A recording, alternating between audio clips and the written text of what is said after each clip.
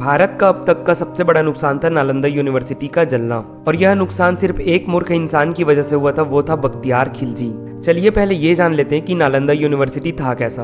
19वीं सदी में खुदाई के दौरान यहाँ 1.5 लाख स्क्वायर फीट में इस यूनिवर्सिटी के अवशेष मिले, और माना जाता है यह यूनिवर्सिटी का केवल 10% हिस्सा है। इस विद्यालय में 300 से भी ज्यादा कमरे और 7 बड़े बड़े कक्ष थे।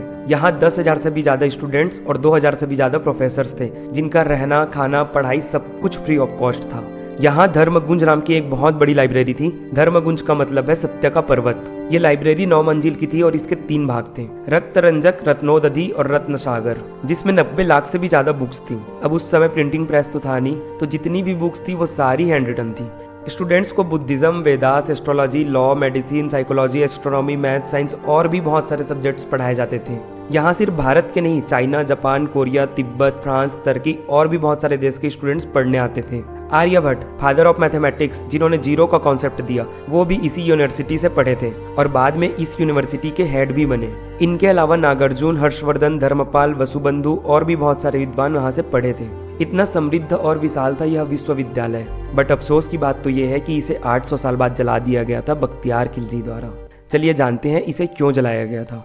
एक समय था जब बख्तियार खिलजी की तबीयत बहुत खराब हो गई थी। तब उनके हकीमों ने काफी उपचार किए पर कोई फायदा नहीं हुआ। तब उन्हें नालंदा यूनिवर्सिटी के आचार्य राहुल श्रीभद्र जी से उपचार कराने की सलाह दी गई। आचार्य राहुल उस समय आयुर्वेद विभाग के प्रमुख थे। खिलजी, जो कि हिंदुओं से बहुत चिढ़ता था, पर जान पर बात आ गई थी, इसलिए आचार्य से इलाज कराने के लिए मान गया।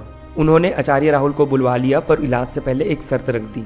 शर्त यह था कि वह किसी हिंदुस्तानी दवाई का सेवन नहीं करेगा, और अगर वो ठीक नहीं हुआ तो आचार्य राहुल को मृत्युदंड मिलेगा। अगले दिन आचार्य उनके पास कुरान लेकर गए और कहा कि कुरान की पृष्ठ संख्या इतने से इतने तक पढ़िए, आप ठीक हो जाएंगे। खिलजी ने ऐसा ही किया और वो ठीक हो गया, क्योंकि आचार्य ने कुरान के पृष्ठ पर औषधियां लगा दी थी। पर इस बात से खिलजी को खुश होने की जगह बहुत गुस्सा आया कि भारतीय वैद्यों के ज्ञान उनके हकीमों से श्रेष्ठ कैसे, और इस क्रोध में उन्होंने नालंदा यूनिवर्सिटी पर आक्रमण करा दिया और वहाँ जितने भी स्टूडेंट्स, टीचर, प्रोफेसर थे सबको मार दिया गया। इसके बाद पूरे विश्वविद्यालय में भी आग लगा दी गई। विद्यालय की लाइब्रेरी, जहाँ 90 लाख से भी ज्यादा किताबें थी, उसे भी जला दिया गया, और माना जाता है जब इन किताबों को जलाया गया तो ये किताबें 3 महीने तक जलती रही। आप सोचिए, अगर ये किताबें और ये शिक्षा आज भी होती तो हमारा देश और ये विश्व कितना आगे बढ़ चुका होता। बट इस एक इंसान की मंद बुद्धि ने सब कुछ नष्ट कर दिया।